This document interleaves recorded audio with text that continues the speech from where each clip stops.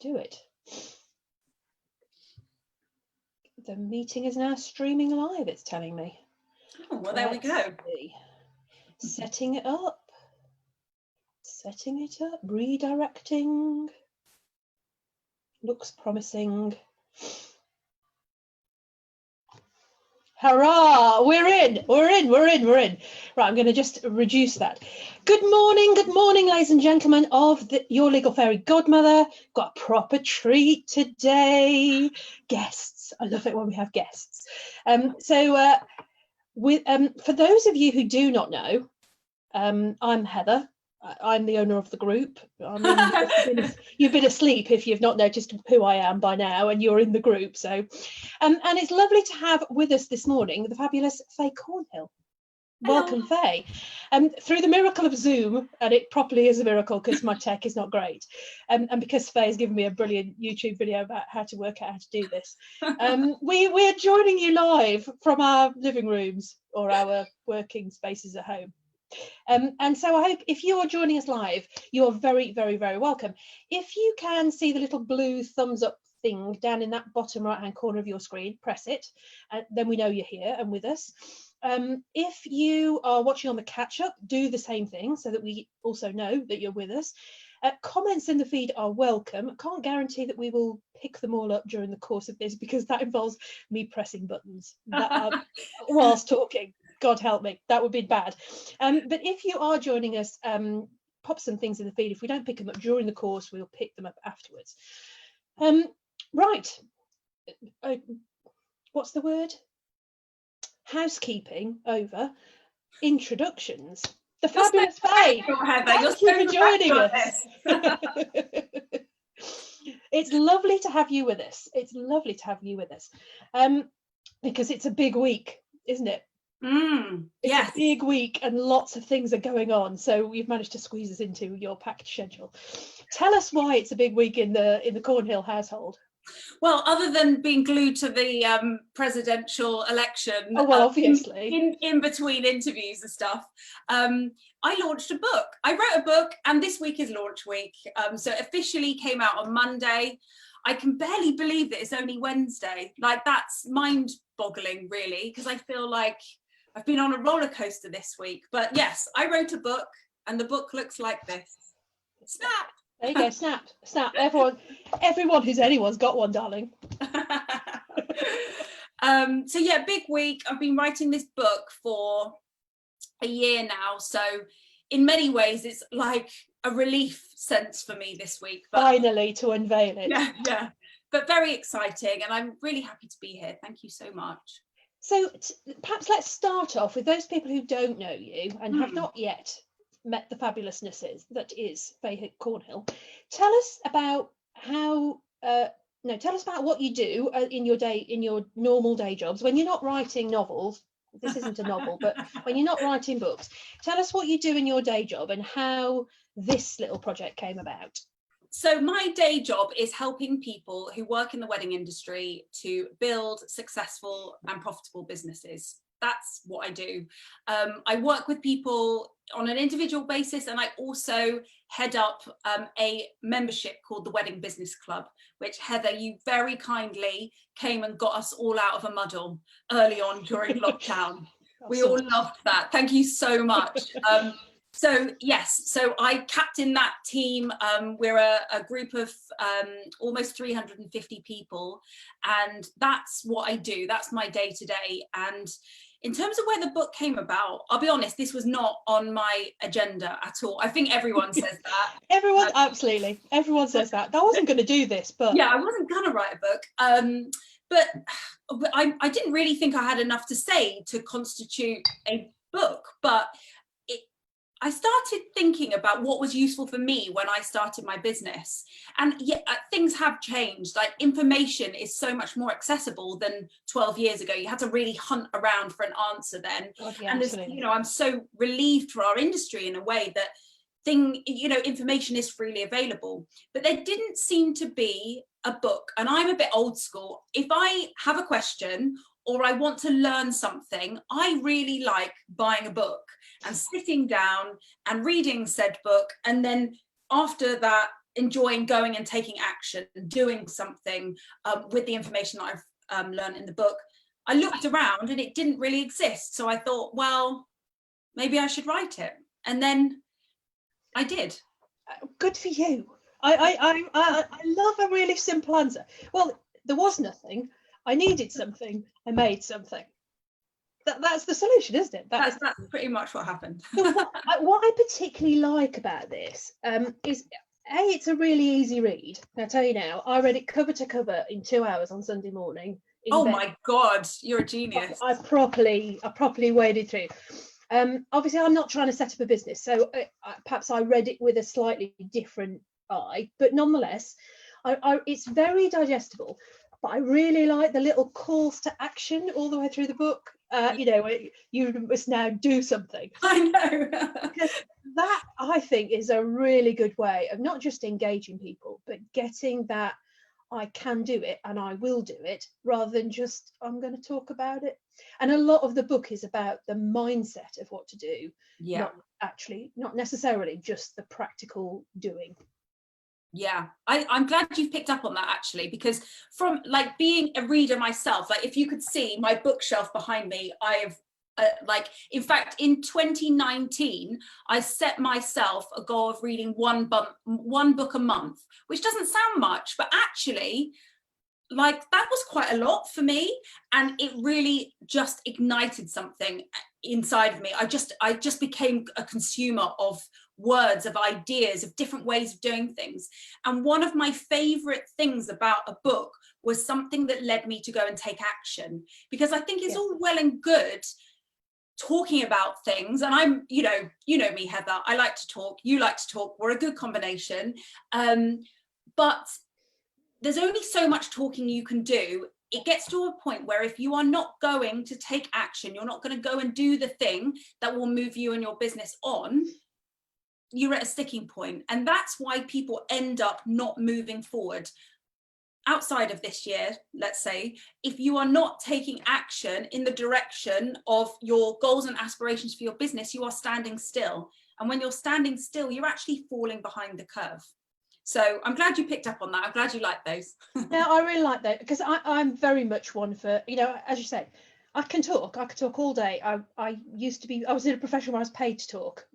I could fill it. I could fill an hour, no problem. But as you say, sometimes you've just got to do. And what I really like about this is it's very practical, and there's a simple step. Just do this. Don't think about all of the things you've got to do. Just think about this one thing and then do that. So for anybody who's been on the brink, teetering on the brink of, do I do this or do I don't, or do I not, rather, do I don't, do I not? This is I guess this is a little bit of a fork in the bum. It could be, come on, you've talked about it, you've thought about it, now you've actually got to action.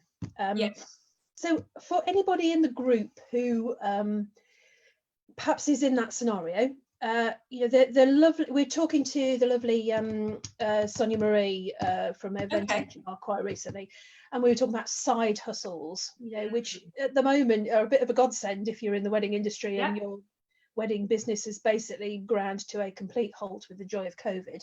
But you've got a side hustle that's basically paying your mortgage and putting your money, is the money you hand over to Sainsbury's every week in your trolley, or wherever it is that you shop, or other supermarkets are available. That side hustle is salvaging you at the moment. But there's going to be a point, oh God, don't we all hope, when we're going to be through this nonsense of COVID and the joy that is the continuous postponement, cancellation question. And we're going to be back to growth at some stage and moving on from this place. Then you get that you're back to the tension of the day job versus the wedding business, the bit where your heart is versus the pragmatic solution to your economic survival in some ways. And you talk a lot about your decision in your scenario for moving away from having both to that full leap in. So tell us a little bit about some of the stuff that's in the book around your journey and how that, oh God, that sounded so X Factor. God, so sorry. Not I your can't journey. say That's a rubbish expression, but about what happened to you to make Yeah. that jump.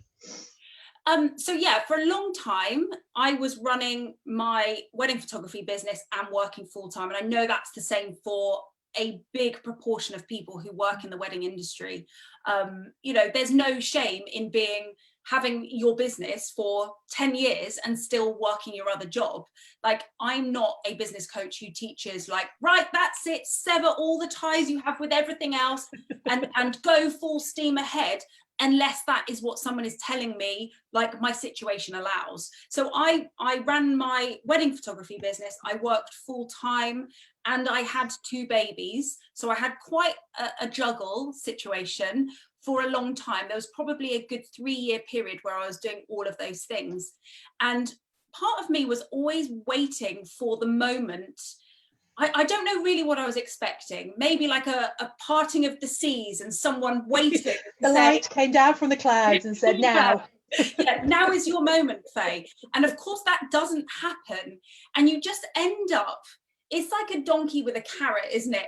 You just end up moving the goalposts. So I would have countless conversations with people where I'd say, well, when I get to 10 bookings, I will go part-time. And then you get to 10 bookings, oh, it feels a bit tight. So when I get to 12, 15, 20, and I ended up getting to a stage where in 1 year I shot 30 weddings.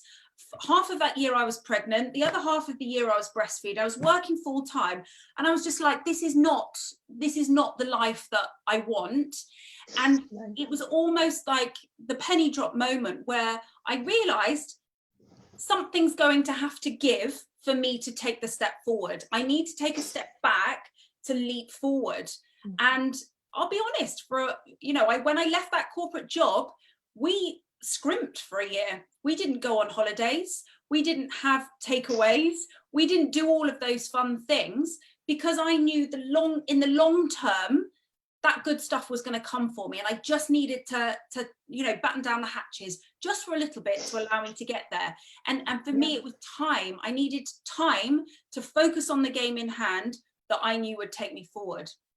Absolutely, because it's really difficult to get your head together when you're trying to spin all of those plates. Absolutely. It really is. I hear people say all the time, well, I'm earning 25 grand in my job, so when I earn 25 grand from my wedding business, I will leave and do that full time. And I say, I said exactly the same thing to myself, and I beat myself up for so long about chasing that thing, which actually, when I looked at it, was physically impossible. There were not enough hours in the day for me to create that. So you're setting yourself up for a fail when you put yourself in that much of a pressure cooker. Absolutely.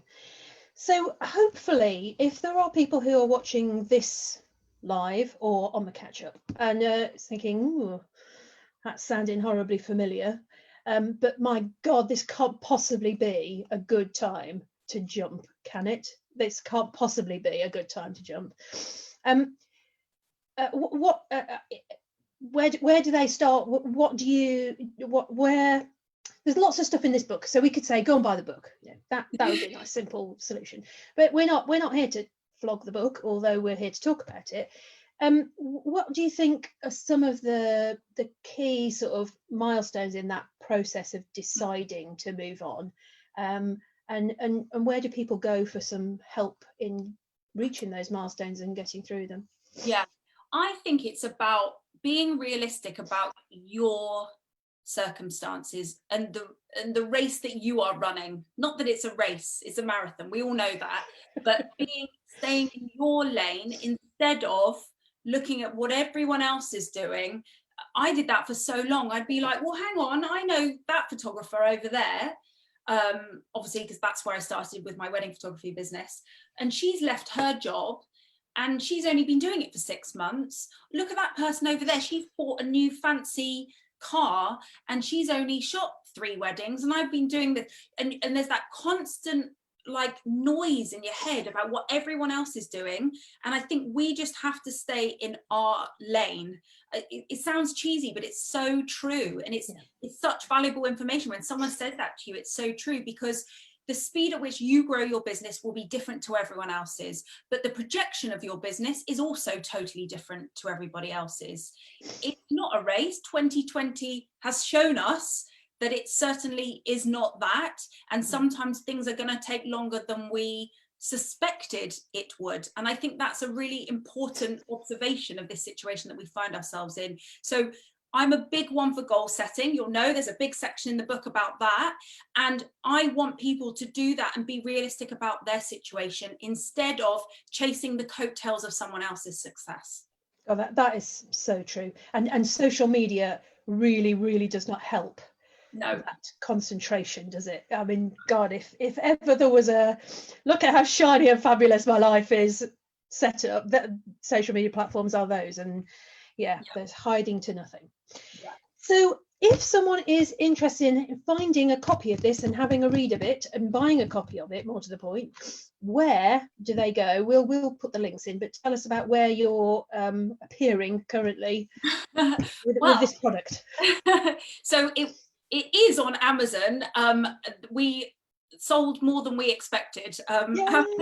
Yay! Except it was really like on Monday. Yeah, it's really different problem. I believe it's going to be back by the end of today on Amazon, if it isn't already. But there is, we had to sort of panic set up a link on Monday to sell it. So I think it will be back on Amazon by the time people are listening to this.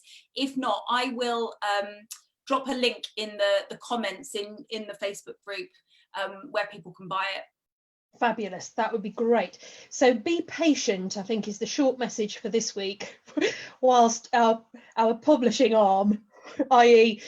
who knew, with your other hat on, you finds out how to do that and get the stock back up. Because I've worked with someone who did a book very simple, nothing to do with this subject matter, but and he literally had boxfuls of books in his hall, which he had to logistically get to all sorts of different places for delivery and out. And you'd be going, yeah, but how many of these have you got to send to Felixstowe? Oh, well, about 14. Right, yeah. Okay, we'll call a van. So yeah, I sort of have a little bit of an understanding of the madness that is. And Adam, he might even be watching this, he's a member of the group. I remember Adam's book being a very similar experience. So yeah, logistics, be patient, people, be patient if you want to be. I'll be honest, what I ended up doing was saying to my husband, you may not do anything else this week other than ship my book out. And bless him, so he's my own little errand boy, and he's getting books out for next day delivery. So I was like, you're hired.